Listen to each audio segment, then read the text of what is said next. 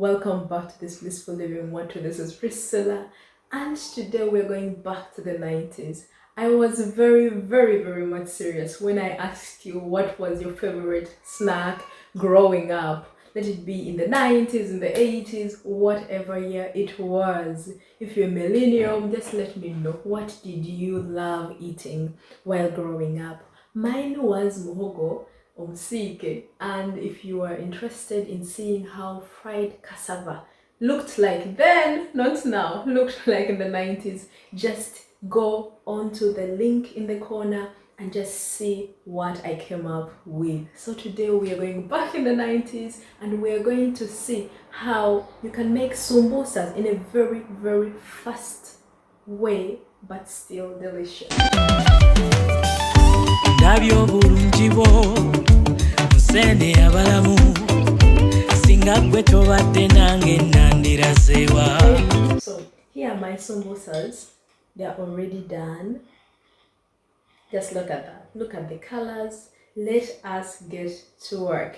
So friends, for today's samosa recipe, we're going to need as few ingredients as possible. I made sure I made it as simple as possible for you to just have the samosas in just 30 minutes. Okay, we are not going to do the outer coat ourselves. This is why I have these.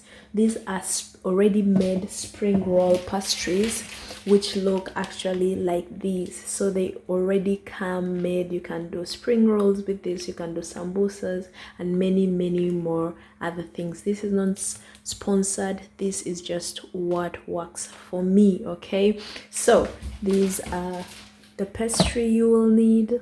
You will need onions for your filling. You will need some seasoning. Okay, I've got Maggi and I've got cubes over here. You will need cooking oil, and of course for the wrapping of the pastry, after you have filled it with your filling, you will need water, of course, and flour, okay, to seal each and everything up properly so that nothing spills out, and of course the filling itself. Okay, for samosas you can use rice, you can use meat, you can use vegetables, but for this very simple recipe I will first go with beef. Okay, and more recipes on samosas are to follow. Okay, so let's get started. Do prepare your filling. So I will first fry my meat, and whatever your filling is, first fry it, first prepare it. If you're using beef, just like I am doing, first fry it, put in your onions, make sure this is the way you like it, and leave it to cool. Let's first do the meat.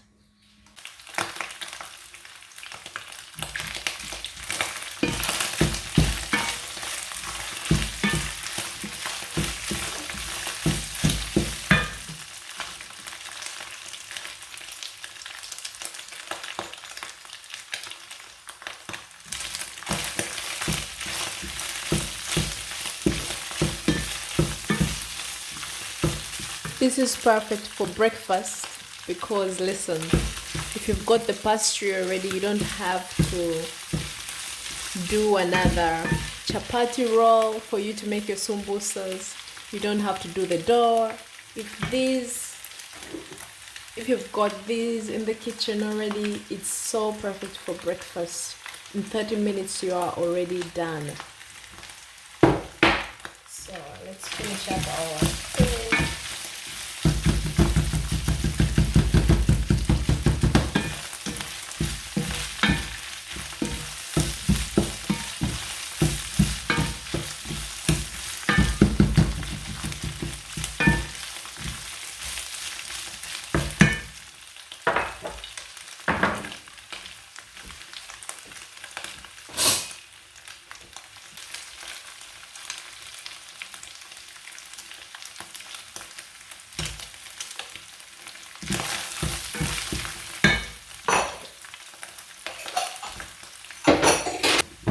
So when your filling is done, just put it to the side and wait for it to cool down.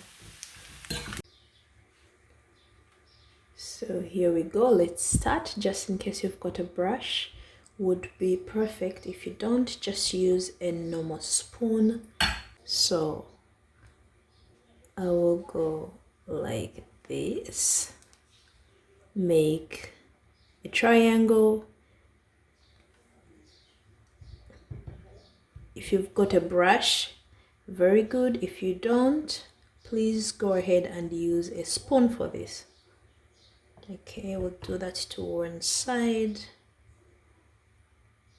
Make my triangle and make sure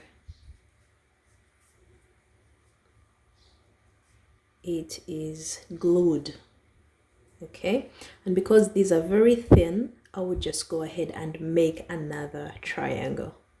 Okay,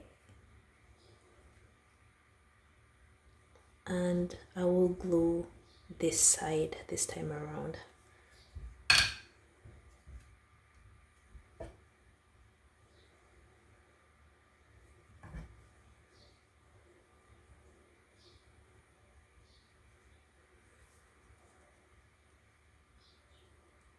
You guys, for the sake of things looking good, let us also just go in here and glue it. Depending on the time you have, glue each and everything together so that your samosas don't fall apart. Okay, so once that is glued, these are going to be tiny mini samosas. Main thing is they are tasty. Okay, so you will just get to your filling. I hope you can see my filling over here, and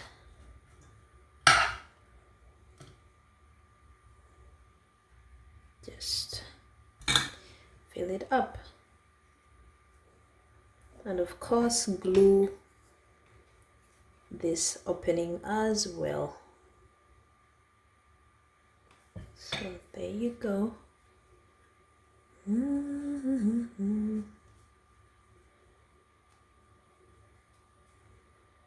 Look, so I'm just trying to open up.